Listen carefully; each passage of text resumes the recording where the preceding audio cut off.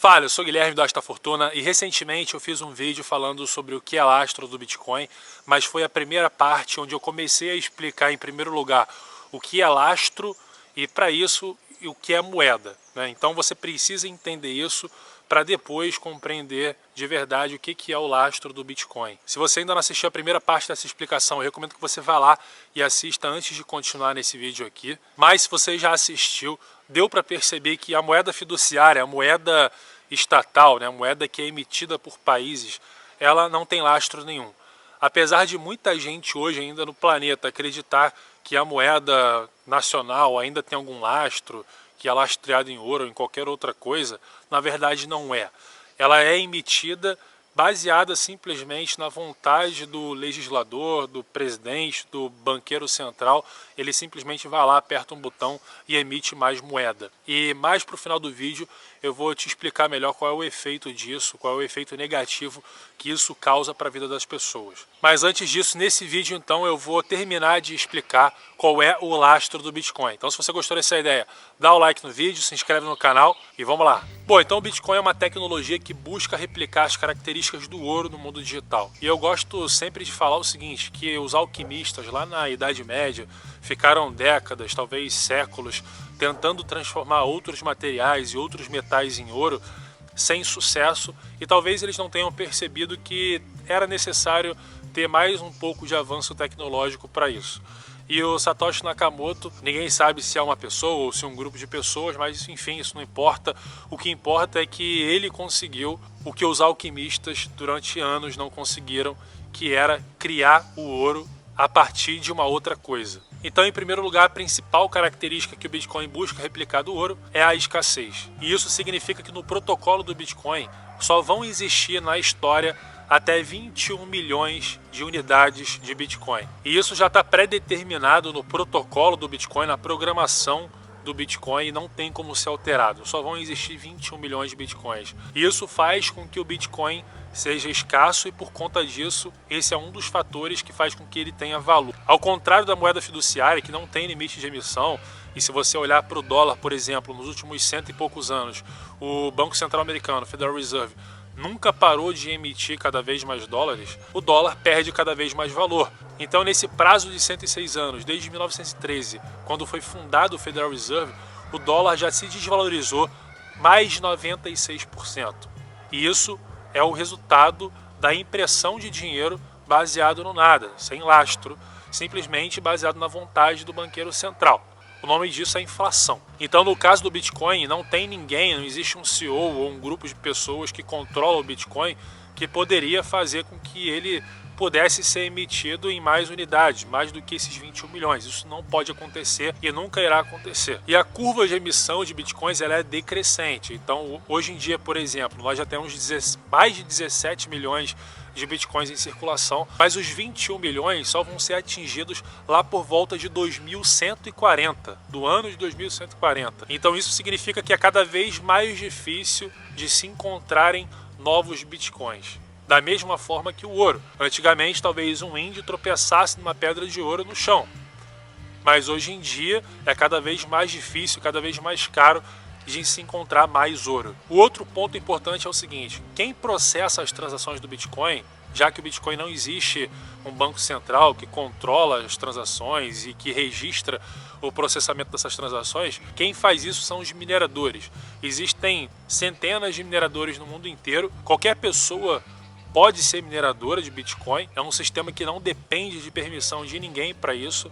Então existem dezenas, centenas de mineradores do mundo inteiro contribuindo com capacidade computacional para processar as transações do Bitcoin. Então uma mineradora é nada mais do que uma empresa que investe em máquinas que fisicamente oferecem capacidade computacional para a rede para poder processar essas transações de Bitcoin.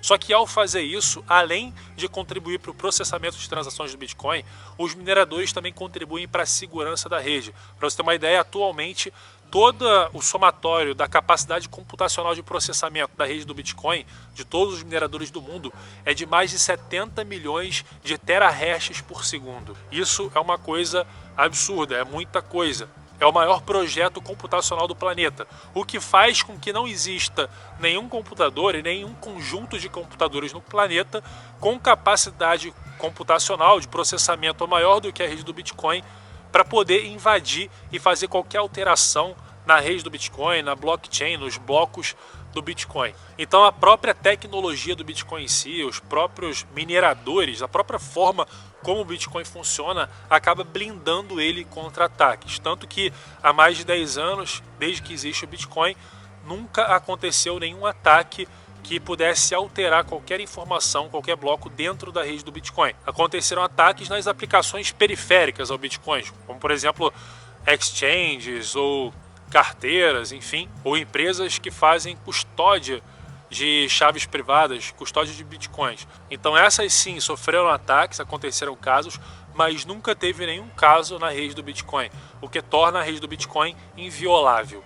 Então, pelo fato da rede do Bitcoin ser inviolável, é mais um ponto que define o lastro do Bitcoin. Ou seja, toda a tecnologia que envolve o Bitcoin, a programação, o código do Bitcoin em si, o protocolo do Bitcoin, todas as regras que determinam a escassez do Bitcoin, que só vão existir 21 milhões de unidades de Bitcoin na história, e também toda a rede de mineradores que contribui tanto para o processamento de transações quanto para a segurança da rede do Bitcoin e faz com que a rede do Bitcoin seja praticamente inviolável, tudo isso, toda essa tecnologia combinada é o lastro do Bitcoin, porque é isso que dá valor para o Bitcoin.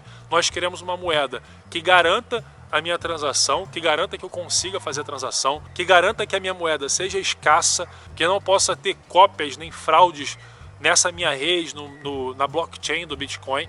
Então, se a gente tem isso, nós temos valor. E toda essa tecnologia é que dá o lastro, é que dá o valor para o Bitcoin. Então, voltando lá ao assunto do começo do vídeo, as pessoas só usam as moedas fiduciárias, as moedas emitidas pelos países, porque existe um negócio chamado lei de curso forçado.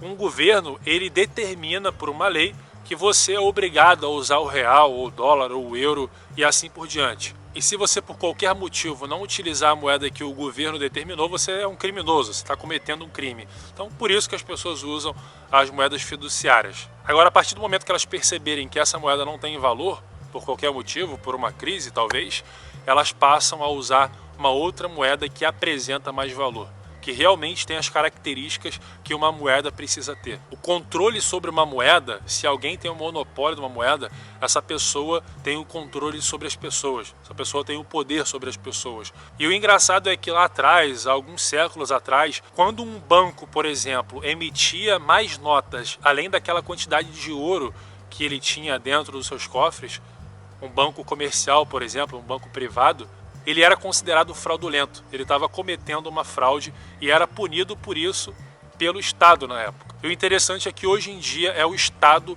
que comete essa fraude. E obviamente quem paga por essa conta somos todos nós. Imagina 106 anos de inflação acumulada, é o que eu falei.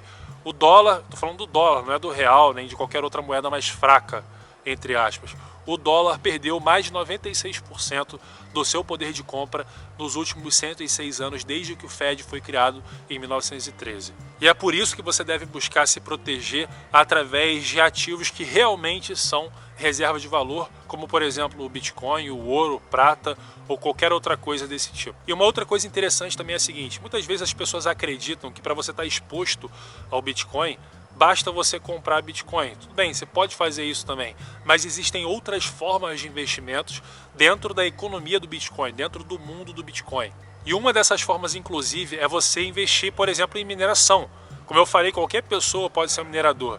E como é uma economia que ainda está no começo, as rentabilidades costumam ser muito altas. Então, mesmo que você não tenha conhecimento em mineração, é possível você fazer isso através de empresas, de mineradoras já estabelecidas. Então, se você quiser entender como fazer isso, eu vou fazer o seguinte. Eu gravei um vídeo dentro de uma mineradora explicando como que você faz para criar uma renda passiva para ganhar 5 mil, 7 mil, 10 mil reais por mês, por exemplo, investindo em mineração de Bitcoin.